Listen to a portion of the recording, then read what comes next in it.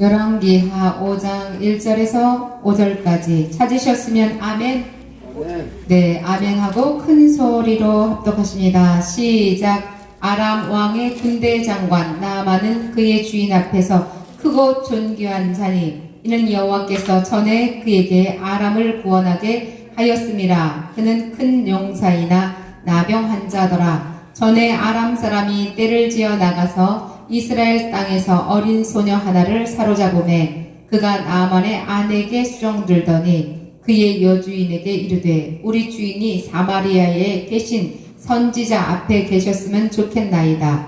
그가 그 나병을 고치리라 하신지라. 나아만이 들어가서 그의 주인께 아뢰어 이르되 이스라엘 땅에서 온 소녀의 말이 이러이러하더라 하니 아람 왕이 이르되 갈지어다. 이제 내가 이스라엘 왕에게 그를 보내리라 하더라. 나아만이 곧 떠날새 은 10달란트와 금 6,000개와 의복 10개를 가지고 가서. 아멘.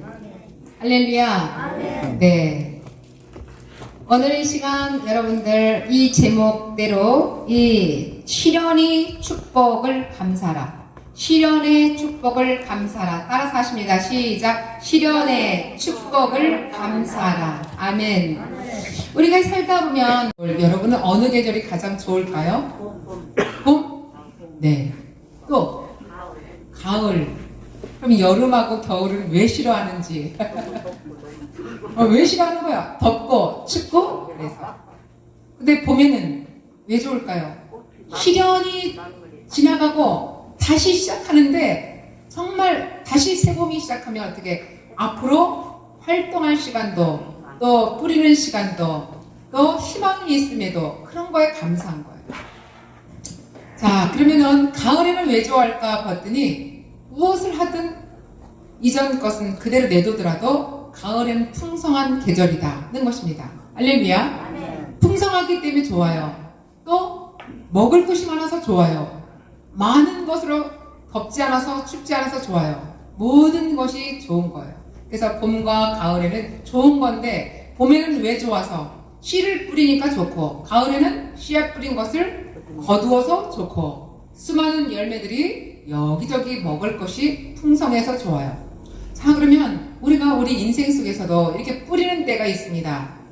거둘 때가 있습니다. 나머지 여름과 겨울은 고난과 고통이 좀 있는 거 우리 지나가고 보니까 그렇지요. 우리 인생 속에서 봄과 같은 날이 있는가 하면 가을과 같은 날이 있어요. 그러나 여름과 겨울과 같은 날도 반드시 있다는 것입니다. 아멘. 여러분, 그러면 가을은요, 여기서 보면 가을을 우리 인생으로 봤을 때 부모 앞에서 낳았습니다. 저희가 낳았어요. 낳은 바 되고 또 성장하고 하다 보니까 청소년 시기를 지나서 성인 장년이 되었습니다. 그 다음에 가을 되니까 좀 더 장년에서 더 무를 익어서 겨울에 노년으로 가기 전에 그런 과정이 있어요. 그러니까 이제 우리의 인생에 가장 수확이 많은 때가 언제라고? 50대다. 알아서 해봐요. 50대다. 50대다. 근데 60이 넘어가니까 어떻게 이제 수확도 점점점 줄어든다는 거예요. 그래서 보험회사 설계사들이 57세, 60 전에 이미 마감을 쳐놓는 거예요. 그렇기 때문에 어느 회사고 전부 다 55세 정년 퇴임이 있죠. 근데 지금은 몇 세가 정년 퇴임인지 알 수가 없어. 30대 정년 퇴임을 할 수도 있고 40대 할 수도 있고 어떤 사람은 일 잘하고 뭔가 좀 가치가 있으면 60대라도 같이 일 좀 하자 이렇게 붙잡는 사람도 있다는 거예요. 그러면 여러분은 지금 현재 그거를 내 인생의 가치를 봤을 때는 어느 때가 가장 좋을 때냐 이거죠. 여러분에게 꽃피는 봄날에는 연애하느라고 또 하다 보면 애 낳고 남편 하고 지지게 볶고 여름날이 지나서 이제 가을날 되니까 이제 자식들도 다 여의고 손주들도 이제 여의고 이렇게 하다 보니까 가을. 그 내 나이는 어때요? 이제는 겨울이 왔다는 거죠. 자, 봄에 뿌리던 씨가 열매를 맺는 계절은 가을인데 그래서 가을은 좋아. 그런데 가을이 좋기만 하나요? 무섭기도 하죠. 왜? 곧 다가올 겨울이 있기 때문에. 그러면 우리의 마음속에 겨울이 다가온다. 아, 이제 겨울이 다가온다. 겨울에는 우리가 꼼짝 못해. 추워서 꼼짝 못해. 근데 요즘에는 더 꼼짝 못하는 게 있어요. 뭐 때문에 꼼짝 못해요, 여러분요? 코로나로 꼼짝 이거 도대체 코로나로 꼼짝 못해. 아니 겨울만 해도 우리가 두려움이 있는데 이 코로나는 요놈이 때문에 더 두려움이 더 많아졌어요. 나만 그런가? 다 우리 모두가 그렇다는 거예요.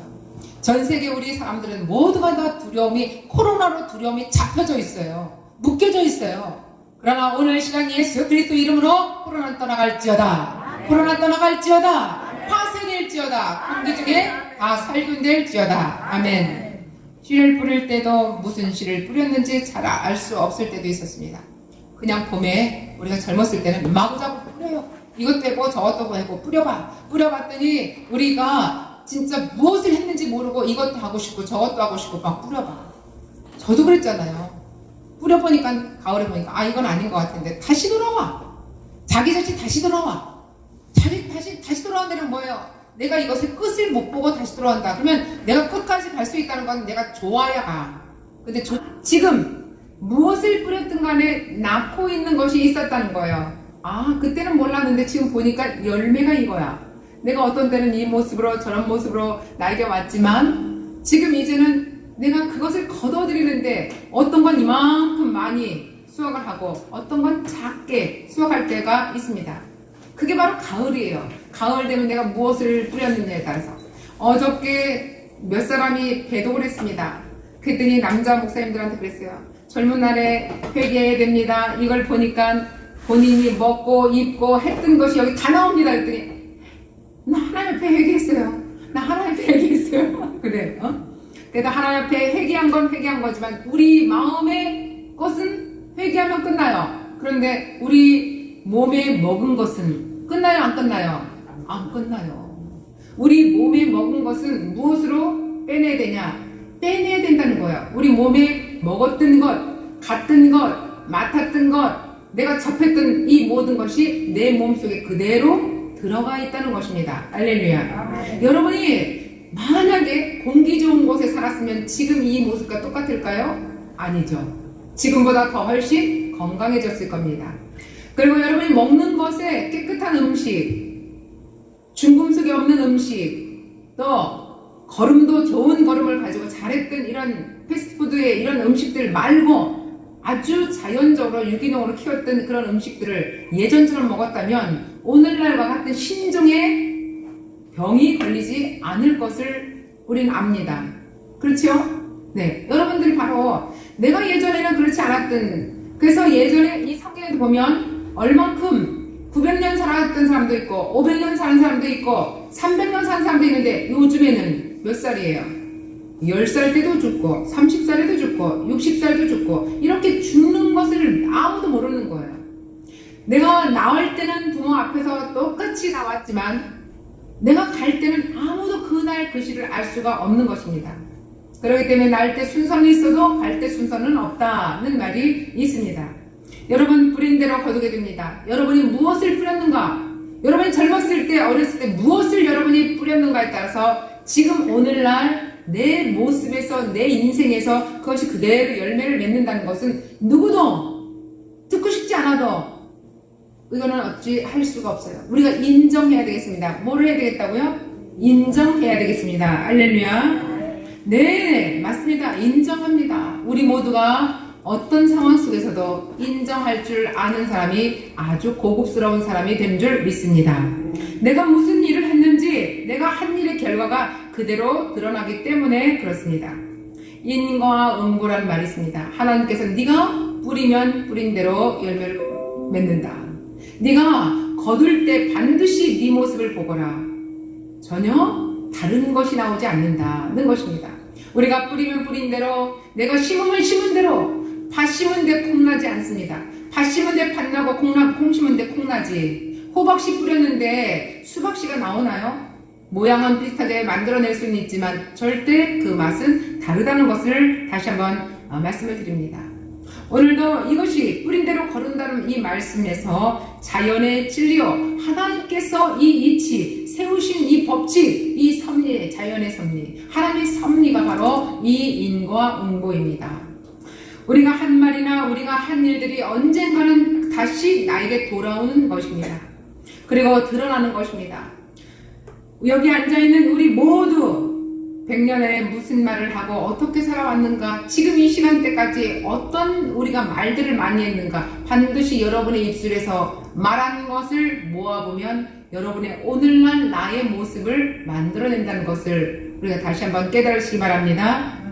자, 사람들 앞에, 하나님 앞에 나타나는 우리의 모습은 나만 알고 있으면 좋겠는데 이웃 사람이 나의 모습을 반드시 알아채게 되죠. 알아내게 되죠. 열매가 무슨 열매인지. 수박을 보고 저거 호박이야 주장해도 수박은 수박으로 열매를 맺습니다. 나는 아니야 그랬지만 옆 사람들이 모두가 너는 이런 모습이야 하면 그 모습이 바로 옆 사람들이 말을 하는 것이 하나님의 마음에 똑같은 마음으로 정답이 나올 수 있다는 것입니다. 자, 사실은 우리가 신앙생활 하면서 우리 삶에 여러 가지 일들이 있습니다. 좋은 일도 있고 나쁜 일도 있고 또 섭섭한 일도 있고 또 좋은 기분 좋은 일도 있고 성공하는 일도 있고 실패하는 일도 있습니다. 그런데 우리 하나님께서는 우리에게 실패했더라도 마지막은 성공을 하는 것이다 하고 하나님 우리에게 용기와 소망과 희망을 주고 기대를 갖게 하시는 것입니다. 그런데 사단은 그래? 아니야, 너는 네 마음에서 이런 일들을 했기 때문에, 생각을 했기 때문에, 또 행동을 했기 때문에 이렇게 넘어질 수밖에 없어. 넌 실패자야 하고 사단은 계속 우리를 잡아 끌어서 넘어뜨립니다.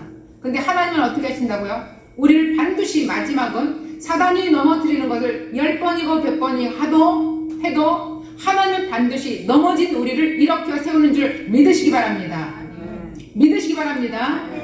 네, 우리가 때로는 실패하고 실현하고 어려움을 겪는다 할지라도 어떻게 하나님께서는 우리를 이렇게 세우십니까? 그것은 바로 내일이라는 이 앞날에 하나님은 소망이라는 것을 우리에게 주셨습니다. 그 소망을 우리는 대출받는 거예요. 우리가 아파트 살 때 돈이 없으면 어떻게 합니까? 대출받으러 가죠. 반드시 3억인데 대출 1억 5천을 받았습니다. 대출받는 거예요. 뭐가 없어서? 돈이 없어서. 그럼 우리가 하늘나라 가는데 믿음이 없으니까, 믿음이 부족하니까 뭘로 대출받아요? 소망을 대출받습니다. 내일을 대출받습니다. 내일의 소망을, 내일의 꿈을, 내일의 비전을 대출받는 거예요. 대출받아서 우리는 그 다음 어떻게 돼요? 대출받아서는 반드시 믿음을 향해서 우리를 걸어가야 된다는 것입니다. 우리 대출금 그냥 갖다 공짜로 갖고 안 하면 어떻게? 집 날라가죠. 집 날라갑니다. 그런데 우리 믿음도 마찬가지예요. 믿음을 대출받았습니다. 내일의 소망을 가지고 기대를 가지고 꿈을 가지고 대출받았어요. 대출금을 갚기 위해서 우리는 열심히 오늘도 말씀 앞에 오고 그 말씀 따라 우리는 헌신을 하고 우리의 행동을 하고 또 열매를 맺기를 위해서 열심히 우리는 달려왔습니다. 할렐루야. 네. 여러분들은 다 믿음을 향해서 이 자리에 달려온 여러분들 하나님 앞에 기쁨으로 여러분들을 박수를 쳐드리겠습니다. 자, 이런 일들이 하나님 앞에서 인과응보 또 뿌려서 거둔 것이 아닌 경우가 있어요. 인과응보인데 네가 한 대로, 심은 대로, 네가 말한 대로, 네가 생각한 대로 반드시 얻게 되는데 인과응보 있는데 하나님이 하시는 일 중에서는 이것 말고 또 다른 게 또 있대요. 어떻게 그런 게 있을까? 근데 아무리 생각해도 이것은 정말 억울하다. 나와 관계없는 이 시련과 아픔이 있는데 내가 과거에 뿌린 씨가 아니야. 그런 경우 있어요, 없어요? 있지요. 저도 있는데 여러분도 반드시 그런 일이 있을 거예요. 내가 잘못한 거 없는데 어찌 나한테 그런 일이 있을까? 이런 일들이 반드시 있습니다. 내가 잘못해서만 이런 일이 벌어지지 않고 갑자기 어느 순간에 벌어진 것이 있는데 이게 도대체 어떤 거야? 하나님도 그런 데가 반드시 있다고 지금 말씀하시는 겁니다. 그런데 영문을 모르겠어. 아무리 기도를 해도 모르겠어. 그런데 하나님께서 우리에게 말씀하십니다. 네가 이 고난과 고통을 잘 이겨내면 내가 너에게 큰 상급을 주겠다. 축복을 주겠다 하는 것입니다. 할렐루야. 할렐루야. 여기서 우리는 이것을 가지고 더 초점을 맞추고 오늘 가려고 합니다. 하나님이 너무하다. 내가 이렇게 힘들고 어렵고 억울한데 원통한데 이럴 수가 있나 하고 가슴을 치며 통탄할 때가 있어요. 남들은 저렇게 똑같은 적에서 같이 있는데 나도 저 사람보다 더 열심히 했는데 더 착하게 선하게 했는데 왜 나에게는 이런 일들이 벌어진다는 것입니까? 가슴을 찌면서 기도하면서 말씀 앞에 왔지만 아무것도 풀어지는 것이 없을 때가 종종 있습니다. 여러분, 하나님이 도대체 왜 이러시는지, 하나님은 어떠한 일도 나같이 억울한 사람을 그렇게 그냥 던져져 세상 속에서 억울한 원통 속에 던져져 버린다는 말입니까? 하고 가슴을 치며 아파할 때가 있습니다. 여러분 어떻습니까? 욥을 한번 보세요. 구약 속의 욥은 정말 열심으로 하나님의 당대에 이렇게 믿음이 좋은 의로운 자가 없다고 그렇게 칭찬하던 욥이 그 의인 욥이 어떤 과정을 겪었나요? 그가 잘못해서? No. 그러면 그가 하나님을 버려서? No. 너 하나님 앞에 불순종해서? No. 그는 하나님 앞에 열심히 섬겼어요. 가난할 때도 열심히 섬겼지만 부할 때도 열심히 섬겼고 바쁠 때도 열심히 섬겼고 내가 힘들고 억울하고 원통할 때도 열심히 섬겼던 그가 왜 이런 일들이 벌어졌냐 한번 보는 겁니다. 여러분 그러면 욥이 말할 수 없는 그 고통과 시련을 당하고 또 시험을 당할 때가 있었는데 그가 어떻게 했는지를 한번 볼까요? 하나님은 이 욥이 재산이 다 날아가고 10명의 자녀들이 확 다 죽어버리고 또 본인도 병이 들고 부인도 당신 믿는 하나님 앞고 코바가 죽어라 땡땡땡 이렇게 하고 나갔습니다. 근데 그것만 있나요? 가장 친했던 친구들이 그렇게 욥아 넌 정말 대단해 하나님을 섬기니까 그렇게 멋져 이렇게 했던 그 욥의 친구들도 와서 이야 어떻게 너 하나님 너에게 사기친 거 아니냐 네가 지금 우리를 모르게 죄를 지은 거 아니냐 이러면서 욥을 뒤에서 요동을 치게 합니다. 욥이 얼마나 가슴이 찢어지게 아팠겠어요.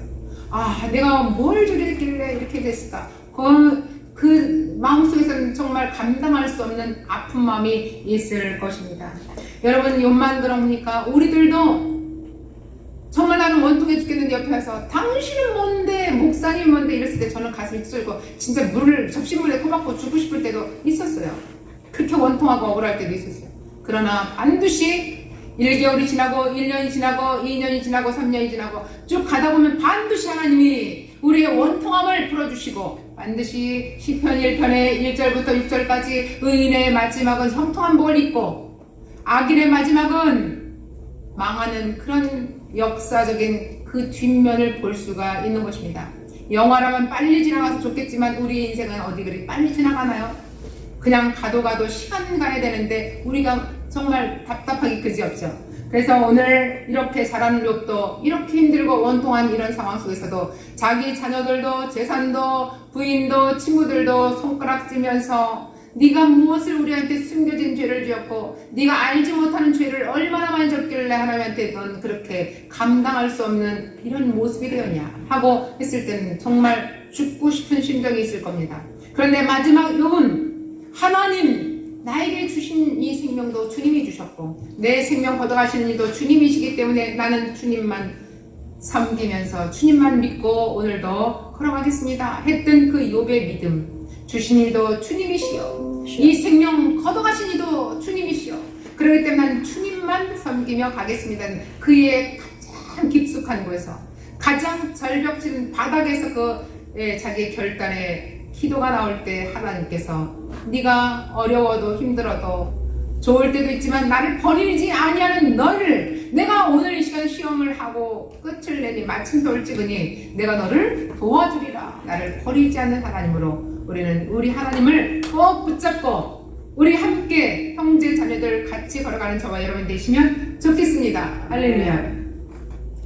욥에게 그런 시련이 있듯이 저와 여러분에게도 인생 살아가면서 1, 2년 살아가는 게 아니고 몇십 년, 70년 살아가는 이 시간대까지 우리는 얼마나 힘든 과정이 있었습니까? 그 힘든 과정 속에서도 우리는 하나님을 잘 섬기면서 마지막 욥과 같은 큰 축복이 임하시기를 주의로 기도하겠습니다. 욥이 당한 그 고난과 시련과 역경 속에서도 우리는 성경 가운데 욥 말고도 또 있어요. 다윗입니다. 여러분 다윗은요 시편을 다 거의 80% 90%를 다 시편을 다 그분이 썼어요. 누가? 다윗이 썼어요. 시편을 다윗이 썼는데 다윗이 얼마만큼 고통을 당했는지 여러분 모르죠? 야 다윗은 멋있어. 어렸을 때부터 말이야 그냥 양치기 소년으로 딱 돌멩이 던져가면서 맷돌 던져가면서 이런데 양치기를 했던 그의 모습 어렸을 때부터 그는 그렇게 살아왔습니다. 하나님을 노래하면서 찬송을 부리면서 말씀을 노래하면서 이렇게 살아왔 다윗은 어떤 사람인가 한번 볼게요. 그 다윗도 우리가 흔히 말하는 이 다윗은 이스라엘 왕으로 나중에 기름 부음 받았습니다. 이스라엘 왕으로 다윗을 말하면 꼭 사울이 꼭 등장하는데요. 사울도 기름 부음 받았습니다. 첫 번째는 하나님의 쓰임을 받는데 어떻게 그런 사울도 기름 받고 있는데 나중에 이 다윗이 하나님의 기름 부음 받아서 또 다윗이 하나님 앞에 왕의 자리를 계획하고 있는데 사울에게 시기 질투를 통해서 다윗이 결국은 무너지게 되어 있습니다. 죽음 앞에 다녔습니다.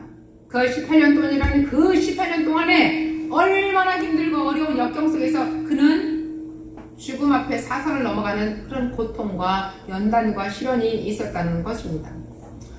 여러분 그렇습니다. 이 왕노릇 한 것은 40년이지만 18년 동안에 그 왕이 되기까지 여러분 훌륭한 사람이 되기까지 그 전에 대통령이 되기까지 그 전에 얼마 많은 세월 동안에 그는 많은 일들을 경험하고 왔는지 또 여러분이 이 자리에 오기까지 여러분은 하나님을 만나기 전까지 얼마나 수도 없는 시간 동안 세월 동안 여러분의 많은 인생의 파노라마가 있었는지 여러분 다시 한번 오늘 각자 생각해 봅니다.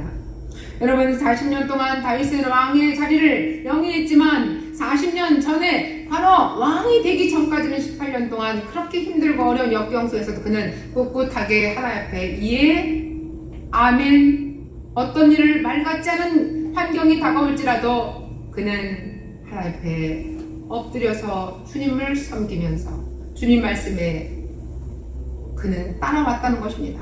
넘어지면 다시 일어나는 하나님을 만났고 또다시 사단은 그것에 시기질투를 통해서 또다시 엎어뜨렸고 또다시 일어났고 수도 없이 그 긴 세월 동안 그는 그렇게 넘어지면 일어나고 또 넘어뜨리면 또 일어나고 마지막 아버지 하나님께서는 다윗을 왕의 자리까지 왕자까지 올려냈습니다. 다윗이 얼마나 고통이 심했든지 시편에 보면 내 이 원통함을 주님 하나님 여호와 하나님이여 풀어주소서. 내가 이렇게 고통 속에서도 아무것도 내가 할 수 없는 이 나의 이 생활들을 주님 아시죠? 풀어주소서 하고 고통을 이야기한 것. 그런 중에서도 나를 억울하게 뒤에서 모함해서 나를 죽이려 했던 그들을 주님 저들이 나를 이러이러합니다 하고 누구에게 말했을까요? 사람에게 말하지 않냐고 아버지 하나님께 말했다는 것입니다. 여러분 이런 속에서도 시편 속에서 여러 번이 그런 말씀들이 있었습니다.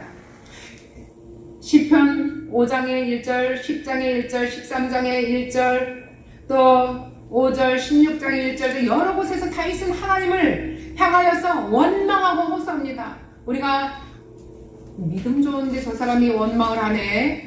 당연히 있을 수 있죠. 그러나 그 원망한다고 해서 그가 하나님을 버린다는 것은 아닙니다. 자신의 억울함을 심정을 호소한다는 것으로 여러분 들으시면 되겠습니다. 원망하는 것은 내가 내 이 심정을 알아주세요 하고 호소하는 것을 우리가 잘 보아야 되겠습니다. 하나님 나에게 정말 이러실 수 있어요. 여러분 정말 저에게 이렇게 억울하게 저를 뒤집을 수가 있습니까? 가슴이 터지는 마음으로 우리 목회자들은 성도님들에게 또 세상의 내 가족들에게 전부 다 이런 일들이 종종 많이 있습니다. 도대체 나에게서 왜 멀리 하십니까? 왜 나를 이렇게 고생시키십니까? 왜 나를 이렇게 구렁텅이로 던져버리십니까? 한때는 높이 뒀지만 그 뒤에 높이 쓴 나 자신을 왜 던져버려서 저 어둠 속에 건너가지 못할 이러한 가장 환난 속에 나를 집어 던지십니까? 그 속에서 우리 주님을 바라보면서 주님이시여 정말 나에게 우리 아버지라고 내가 부를 수 있는 불렀던 내 아버지시여 나를 어떻게 이렇게 버리실 수 있나이까? 왜 나를 버리시나이까? 하고 원통해서 아버지 하나님께 호소하는 나의 모습들, 우리의 모습들입니다. 어떻게 이렇게 힘든 삶을 살게 하십니까? 하고 아무리 외치고 외쳐도 그때 당시에 주님이 곧바로 응답 안 해주시더라고요. 네가 생각해봐요. 여러분 생각해봐라요. 그때 우리가 조용히 생각하는 시간이 있습니다. 왜 하나님 나에게 그렇게 빠른 응답을 안 주실까요? 그때 하나님께서 무응답도 응답이다 라는 말을 여러분 들으셨는지 모르겠어요. 저는 그 말씀을 들었습니다. 아무 소리 없고 자꾸 지치고 하나님 이러실 수 있어요. 내가 하나님 앞에 정말 열심히 이것도 하고 전도도 하고 사람들 많이 이렇게 하고 돕고 이렇게 했는데 왜 나에게 이런 고통이 있나이까 하고 물어보니까 아무 소리 없어요. 아무리 기도해도 안 돼. 아무리 금식하고 하나님께 단판을 짓겠다고 하면서도 절대 말하지 않는 하나님이 야속하기만 했었습니다. 그런데 하나님께서는 내가 말하지 않고 가만히 너를 바라보는 것이 응답이다 그래. 이해할 수 없는 말이었습니다. 그 답변이었습니다. 그런데 나중에 깨달았습니다. 아무 소리 않고 기다려주는 것은 네 마음에서 요동치는 그 마음이 우리 말로 전부 다 퍼나는 거야. 뭐가 끝날 때까지 네가 입술에서 하고 싶은 말 다 해봐. 다 하고 났더니 할 말이 없습니다. 그래, 내가 아무 소리 않고 네 말하는 것만 다 들었다. 그러면 어떻게 해야 되는지 그 다음번에 우리 마음속에서 아무 소리 않고 우리 하나님께서 우리를 품고 계시고 언제든지 네가 나갔다가 다시 들어오면 불평했다가 다시 입이 다물어지면 속상했다가 다시 네 마음이 가라앉혀지면 네가 무엇을 해야 되는지 어떤 생각으로 어떻게 행동을 해야 되는지 이것이 그 다음 문제다 하는 것을 답을 주셨습니다. 여러분 그렇습니다. 우리 부모님들이 자녀들에게 이 관계 속에서 많이 그런 일 있죠. 자녀는 부모에게 막 퍼냅니다. 이웃집에 누구는 얼마큼인데 누구는 얼마큼인데 왜 나에게 나를 낳아서 나를 이렇게 고통스럽게 하십니까? 당신네들이 나를 낳아서 이렇게 막 다 지고들고 억장을 부리고 참 가슴 찢어지죠. 내 나이가 몇 살인데 자식들의 그 장성한 한마디 들을 때마다 내 여신령의 대못을 받습니다. 대못을 받는데 그 대못 받는 줄도 모르고 박은데 또 받고 박은데 또 받고 주여 저자들이 철이 들었으면 좋겠습니다. 주여 저들이 자기의 잘못을 알았으면 좋겠습니다. 하지만 그 자녀들은 여전히 오늘 그랬듯이 내일도 또 그러고 또 그 다음날 또 그러는 걸 보면서 주여 할 말이 없습니다. 그런데 어느 날 그러했던 원망과 불평과 부모에게 대못을 받았던 우리 예수님 십자가에 못 박혀 죽었는데 돌아가셨는데 그 속에 더 큰 대목을 매일같이 받는 거예요. 뼈가 만신창이가 되고 살이 다 튀어나가고 피가 줄줄 흘러서 피 흘릴 것도 없고 이제는 더 이상 할 말도 없는 내 마음속에 그 아들이 찾아와 주여 아버지 제가 잘못했습니다. 그동안 아버지에게 이렇게 힘들고 어렵게 내가 대못을 박았는데 아버지 노여움을 푸시옵소서. 제가 잘못했습니다. 제가 아직 철이 들들어서 잘못했습니다. 용서하여 주옵소서. 그러면 그 아들이 눈물을 흘리면서 아버지의 손을 딱 붙잡고 그때가 빨리 오면 좋겠는데 그때가 언제야? 나 이제 오늘 이 시간 얼마 안 됐어. 갈 날이 이제 다시 천국 가는 그날 돌아가는 그 시간이 얼마 안 될 때 와서 눈물을 흘리는 그 아들들의 우리 자녀들의 그 모습 볼 때는 얼마나 그 광경이 힘들겠습니까? 그러나 아버지는 그 마음 가지고 내가 너를 위해서 많은 것을 만들어놨다. 다 내 것이 바로 네 것이다. 우리 아들, 딸들은 자녀들은 바로 이런 쪽에서 자기가 아버지의 역할, 어머니의 역할을 하고 자기가 힘들어보고 원통해보고 세상에서 넘어져보고 벼랑 끝에서 떨어져보기도 하고 깊이 땅속 바닷속까지 들어가보고 난 다음에 부모의 심정을 아는 그 아들, 딸들 바로 이런 시련 속에서 그들이 영혼의 축복, 잘못됐다는 축복 그 말 한마디가 그의 인생을 뒤바뀌어지는 역할을 하게 되는 내 자식들입니다. 하나님께서도 오늘날 이렇게 우리에게도 많은 말씀을 하셨지만 그 말씀이 들어오지 않고 어느 때 가장 파당을 치는 그때 그 시기에 우리는 깨닫게 되었습니다. 여기에 오신 저와 여러분들은 바로 그러한 자들 중에 모두 한 사람 한 사람 이 자리에 모였는데 아버지 앞에는 그래도 너희들이 다시 돌아와 이 자리에서 아버지의 말씀 하나하나를 다 듣고 있는 모습에 너무 감동을 하실 것을 믿으시기 바랍니다. 다윗이 18년 동안 이렇게 힘들고 어려운 가운데 시편에서도 나의 이런 인생 속에서 이렇게 억울하고 원통할 때가 있나 하고 많은 말씀들을 주셨지만 이제 왕의 그 자리에 올라가기까지는 이러한 생활을 했다는 것을 다시 한번 배경 환경을 말씀을 드렸습니다. 시편 23편에 보니까 여호와는 나의 목자시니 내가 부족함이 없으리다. 그가 나를 푸른 초장에 누이시고 잔잔한 물가로 인도하시는도다. 이렇게 말씀을 하셨습니다.